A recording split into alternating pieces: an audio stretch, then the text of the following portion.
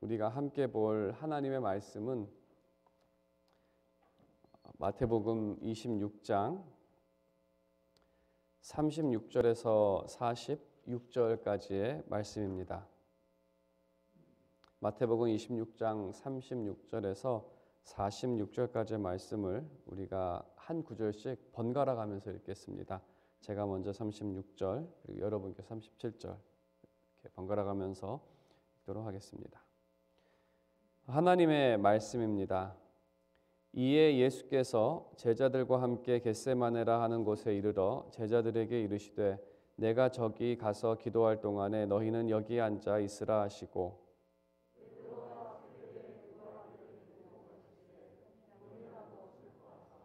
이에 말씀하시되 내 마음이 매우 고민하여 죽게 되었으니 너희는 여기 머물러 나와 함께 깨어 있으라 하시고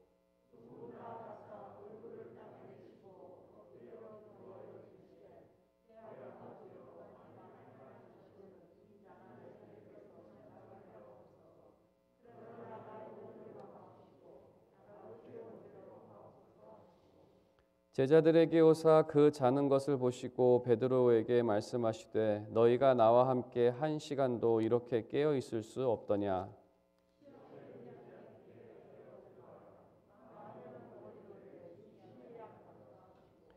다시 두 번째 나아가 기도하여 이르시되 내 아버지여 만일 내가 마시지 않고는 이 잔이 내게서 지나갈 수 없거든 아버지의 원대로 되기를 원하나이다 하시고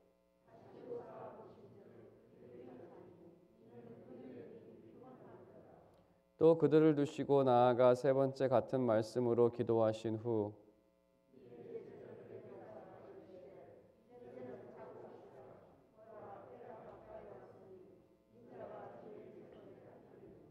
함께 읽겠습니다. 일어나라 함께 가자 보라 나를 파는 자가 가까이 왔느니라. 아멘.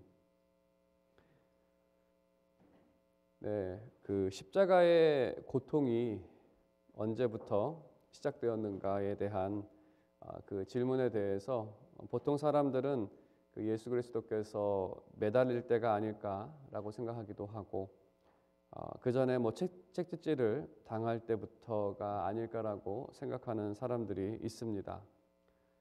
하지만 그 주님의 고통, 그 십자가로 향하는 그 고난, 그 시작, 그것은 이제 육체적인 고통보다는 제자들의 배신과 버림으로 받으신 그 심적인 고통이 더 컸습니다. 하지만 무엇보다도 예수님께서는 그 성부 하나님께로 버림받은 영적인 고통이 가장 컸습니다. 십자가에서 자신의 아픔을 호소할 때 예수님께서 입술 밖으로 꺼내시는 말은 나의 아버지, 나의 아버지, 나의 하나님, 왜 나를 버리시나이까라는 그 절규였습니다. 그래서 그 절규를 보더라도 예수님의 고통 중에 가장 컸던 것은 바로 이 영적인 고통, 하나님으로부터 버림받은 그 고통의 가장 컸습니다. 그 고통의 시작은 바로 이 겟세마네 동산에서 시작이 됩니다. 하나님께서는 우리를 살리시기 위해 자신의 아들을 버리십니다. 그리고 오늘 본문에 기록되어 있는 것처럼 죄인의 손에 이끌려서 죄인처럼 취급을 받고 끌려가는 그러한 장면이 바로 오늘 본문의 말씀입니다. 그럼 오늘 겟세마네 동산에 기록된 이 말씀을 함께 살펴보면서 우리를 위해 하신 그 은혜가 무엇인지 또 그 의미가 무엇인지를 우리가 함께 이 아침 이 새벽 묵상하도록 하겠습니다. 36절을 보게 되면 예수님께서 기도하신 그 장소를 겟세마네라고 언급합니다. 겟세마네라는 것은 이 기도 장소 외에는 한 번도 언급되지 않은 지명인데 그 의미는 감람을 올리브죠. 올리브를 짓누르다라는 그러한 의미를 갖고 있습니다. 감람산 부근에 뭐 한국말로 하면 감난 방앗간이라고 할 수가 있겠죠. 이 지명은 그 구약에서 포도즙을 짜는 구약의 말씀과 연관되어 있는데 무언가 즙을 짜내다라는 것은 바로 하나님으로부터 죄인이 당할 심판을 상징합니다. 그래서 이 장소는 죄인을 심판하는 장소를 암시합니다. 그리고 이곳에서 주님은 우리의 죄를 대신 지시고 죄인처럼 붙잡혀 이제 끌려 가시게 됩니다. 예수님께서는 3명의 제자를 데려가십니다. 보통 그 수제자들을 훈련시키기 위해서 데려갔다라고 그렇게 해석하시는 분들이 많은데 단순히 이 수제자이기 때문에 3명을 택하신 것은 아닙니다. 조금 넓게 보면 또 본문에서도 이 사실을 암시하고 있는데 그 3명을 데려가신 이유는 먼저 베드로는 바로 전에 고통과 죽음까지도 주님을 따라가겠다라고 고백을 했던 제자입니다. 또한 본문의 다른 2명 요한과 베드로죠. 하지만 그들을 요한과 베드로라고 말하지 않고 세베대의 아들들이라고 언급을 합니다. 그것은 의도적으로 마태복음 20장에서 그들을 세베대의 아들, 또 그 어머니를 그 세베대의 아들의 어머니라고 하면서 계속 이 세베대의 아들을 언급하는 그 장과 연결이 되어 있는데 이들이 주님 앞에 고백했던 것은 우리는 하나님께서 주시는 잔을 마실 수 있다라고 고백한 제자들입니다. 잔을 마실 수 있다는 것은 자신들이 하나님의 심판을 감당할 수 있다라는 의미입니다. 그래서 이 셋을 이제 선택하신 이유는 그러한 그 마태복음의 배경이 있습니다. 이들은 고난을 감당할 수 있다라고 자신 있게 이야기했던 제자들이고, 그래서 주님은 그들을 데리고 고난을 감당해야 하는 자리로 인도하십니다. 하지만 우리가 그 결과는 알죠. 그들은 고난을 감당할 수 없다는 것. 예수님께서는 고난에 대해 고민과 슬픔 가운데에서 그들에게 말씀하십니다. 38절에 있는 것처럼 내 마음이 매우 고민하여 죽게 되었으니 너희는 여기 머물러 나와 함께 깨어 있으라 하시고, 어떤 고난에 함께 이 동참하자는 그러한 말씀이시겠죠. 그리고 39절에 이 잔을, 고난의 잔이죠, 그냥 지나가게 해달라는 간구를 합니다. 하지만 자신의 뜻이 아니라 하나님의 뜻에 따르겠다라고 말씀하십니다. 우리가 고난에 대해서 묵상해 보았을 때 고난으로 인해서 이 고민과 슬픔으로 마음이 죽을 것 같은 심정은 잘못된 것이 아닙니다. 우리는 인간이기 때문에 우리에게는 고난이, 어려움이 닥칠 수 있고, 우리가 그 어려움 자체로 인해서 고민하고, 또 예수님의 이 심정처럼 마음이 죽을 것 같은, 그것은 인간이기 때문에 고난 앞에 자연적으로 나타나는 모습입니다. 예수님께서도 100% 인성을 갖고 계셨기 때문에 그는 이렇게 고민과 슬픔이 있었던 그러한 분이십니다. 또한 이러한 연약함으로 인해서 하나님께 간구하는 것 또한 잘못된 간구가 아닙니다. 이것은 연약한 믿음의 모습이 아닙니다. 이러한 상황과 이로 인한 감정은 누구에게나 나타나고, 신앙인의 다른 점이라는 것은 믿음으로 하나님께 나아간다는 것입니다. 여러분께서도 어려운 상황을 만날 때, 건강의 약화라든지 다양한 어려움들이 여러분에게 닥칠 때, 또 누군가에게 그런 어려움이 닥칠 때 그것이 신앙이 연약하다는 것으로 판단하지 마시기를 바랍니다. 그것은 신앙이 연약함이 아닙니다. 신앙의 강함과 연약함은, 신앙은, 믿음이라는 것은 어떠한 상황을 만난다 할지라도 하나님을 의지하는 모습으로 나타납니다. 내가 이러한 연약한 상황이기 때문에 믿음은 그 상황 가운데에서 하나님을 그래도 믿기 때문에 하나님이라면 무언가를 해결해 주실 수 있다라는 그 믿음 가운데 하나님 앞에 간구함으로 나타납니다. 그래서 믿는 사람은 기도하는 사람이죠. 믿음이 약해서 기도하는 것이 아닙니다. 믿음이 강하기 때문에 기도하는 겁니다. 하나님께서 모든 것을 할 수 있다라는 그 마음이 있기 때문에 아무리 이 상황이 힘들고 어렵고 불가능한 상황이라 할지라도 이 세상을 이기시고 이 세상보다 위대하신 그 하나님이 나의 하나님이라는 그 믿음은 바로 그 상황 가운데에서 기도하는 것으로 나타나는 것이죠. 그렇기 때문에 연약함이 찾아오는 것, 그것으로 인해서 그 심정이 너무나 힘들고 어려운 것, 그 자체는 이것이 믿음의 약함이나 연약함이 아니라는 겁니다. 믿음의 연약함은 그러한 상황임에도 불구하고 하나님을 믿지 못해서 다른 곳에서 그 해결 방법을 찾아 헤매는 그것이 믿음의 연약한 모습이지, 이 하나님께 나아가는 것, 그것이 믿음의 연약함이 아니라는 것을 우리가 묵상할 수 있습니다. 39절에 기도 제목에 나온 자는 우리가 심판을 면하기 위해, 우리 백성의 심판을 면하기 위해 주님께서 대신 받으셔야 할 하나님의 심판을 의미합니다.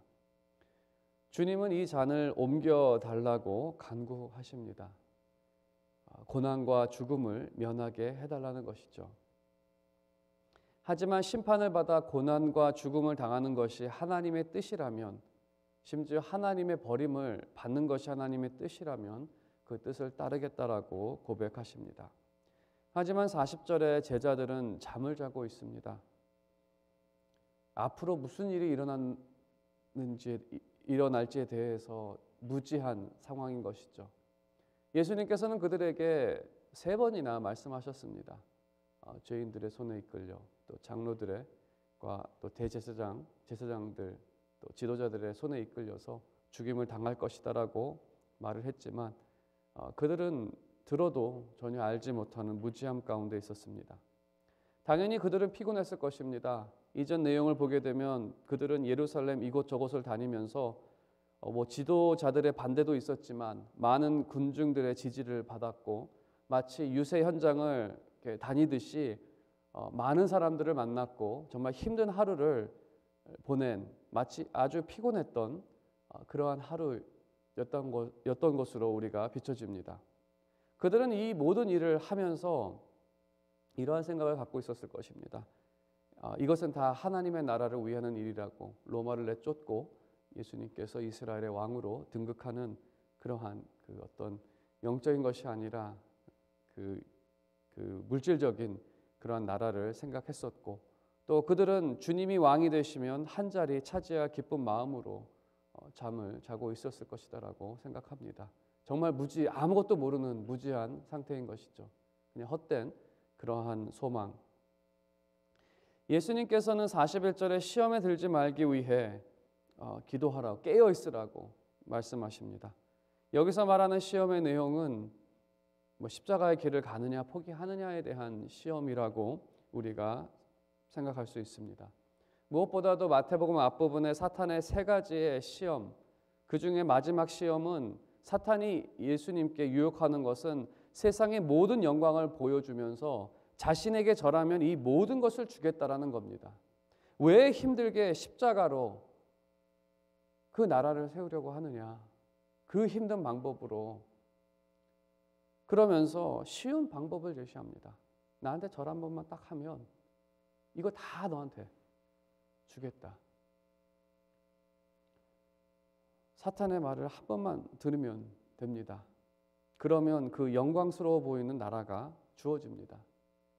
하지만 그것은 참 거짓말이죠. 이 세상의 영화가 그 이면에 있는 그 모습을 우리는 알지 않습니까? 그곳에는 사랑도 없고 평안도 없고, 아무리 뭔가를 쥐고 있어도 아무것도 누릴 수 없는, 그래서 결국은 전쟁도 일으키고 그러는 거죠. 사람들이 자신이 만족하다면 왜 전쟁을 일으키겠습니까? 거짓말이죠. 하지만 겉으로 보기에는 정말 영광스러운 모습. 하지만 하나님께서 약속하신 그 나라와는 비교되지 못하는 그러한 나라. 그래서 그 시험 가운데 참된 영광이 큰 유혹이긴 합니다. 하지만 42절에 예수님께서는 하나님의 뜻을 확인하고 순종을 작정하십니다. 43절에 제자들은 계속 자고 있습니다. 44절에 3번째도 같은 내용이라고 언급합니다. 3번 기도하셨다는 것은 아마 베드로와 대조를 해본다면 베드로는 시험에 져서 3번을 부인하게 되는 그러한 결과가 나타나고, 예수님은 고난과 십자가의 길, 하나님께서 그것을 말씀하셨을 때 3번 아멘하며 그 고난의 길을 택하는 어떤 대조적인 모습을 보이고자 한 것이 아닌가 묵상되어집니다. 그리고 이제 그 뜻이 완전히 나타났을 때 제자들에게 이제는 쉬라고 말씀하십니다. 46절에 이제 하나님의 뜻이 나타납니다. 예수님을 붙잡기 위해서 마치 도살장으로 끌려가는 어린 양, 그 말씀이 성취되기 위해서 이제 하나님께서는 그들을 통해 그리스도를 십자가로 그렇게 끌려가게 하십니다. 우리가 이 제자의 등장에 대해서 좀 묵상을 해본다면, 제자들은 끝까지 고난에 참여하겠다라고 장담했지만 시작도 못한 모습입니다. 그리고 그 십자가의 길이라는 것이 무엇인지 그 의미조차도 모르는 무지 가운데 있었다는 것을 우리가 볼 수 있습니다. 우리가 이 말씀을 우리 삶에 좀 묵상하며 적용해 본다면, 우리도 우리 스스로의 능력으로는 하나님의 뜻을 따라 살아갈 수는 없습니다. 우리가 영생으로 연결된 이 십자가의 길을 갈 수 있는 이유는 그리스도께서 함께 가시기 때문에 가능한 것이고, 그래서 그 짐이 가볍습니다.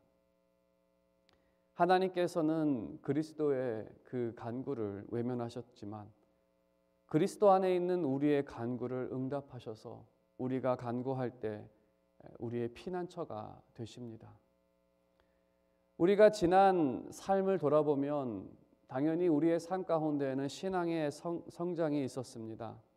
하지만 그리스도께서 보이신 그 완전한 모습에 비해선 여전히 부족함이 많았던 신앙인이었습니다. 십자가의 길을 걷는다라고, 우리가 희생한다라고 얘기하지만 사실 우리의 삶을 돌아본다면 사소한 일로 다투고 용서하지 못하고 남을 용납하지 못하는 일도 있었고, 또 우리의 삶 가운데 실망되는 상황이 발생을 하면 우리는 타인을 원망하고 다른 사람을 원망하고 가까운 친척들 또 가족들까지도 원망했던 그러한 모습은 묵묵히 하나님의 뜻을 따라 십자가를 지신 그리스도에 비해 너무나 부족한 모습이었습니다. 원수된 나를 사랑하셔서 용서하시고 환영하신 주님의 모습에 비해서 다른 사람들을 견디지 못했던 나의 모습은 너무나 부족한 모습입니다. 그러면서 우리는 때로는 제자들처럼 입술로 나는 고난의 길에 동참하겠다, 십자가를 지겠다라고 그렇게 입술로만 고백을 했지만 어쩌면 우리는 이 제자들의 모습처럼 고난의 시작도 알지 못하고 그 고난의 요구가 무엇인지도 모르는 그러한 무지 가운데 살지 않았나, 그러한 우리의 삶을 묵상하게 됩니다. 그래서 오늘 다시 한번 이 예수 그리스도, 그러한 우리의 부족함을 아시고 그렇기 때문에 우리의 죄를 위해 십자가에 달리신 예수 그리스도를 묵상할 때 우리를 위해 시험당하시고 승리하시고 오늘도 우리를 위해 싸우시고 위로하신 우리 주 예수 그리스도께 감사와 찬양을 드리게 됩니다. 우리는 우리 스스로 이 길을 갈 수 없다는 것을 다시 한번 이 제자들의 모습을 통해 생각하게 됩니다.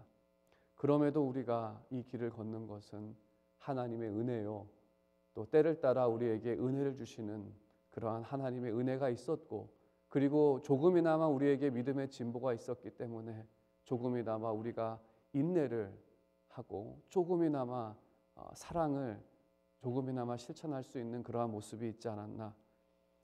그래서 우리는 주님께서 당하신 고난으로 우리를 대신하신 이 일로 인해서 위로를 얻고 구원을 확신하며 영생을 소망하며 살아갈 수 있는 것입니다. 여러분의 삶 가운데에서 십자가를 통한 은혜를 경험하시기를 원합니다. 그리고 그 은혜를 통해서 여러분의 믿음의 굳건함을 얻고 또 살아있는 소망을 갖고 십자가로 인해서 내가 살 수 있고 하나님의 은혜를 얻을 수 있고 하나님께서 기도를 듣는다는 그 모든 사실들, 그래서 그 믿음으로 항상 깨어서 주님과 함께 하나님의 뜻을 따라 늘 승리하는 그러한 여러분의 삶이 되시기를 주님의 이름으로 축원드립니다.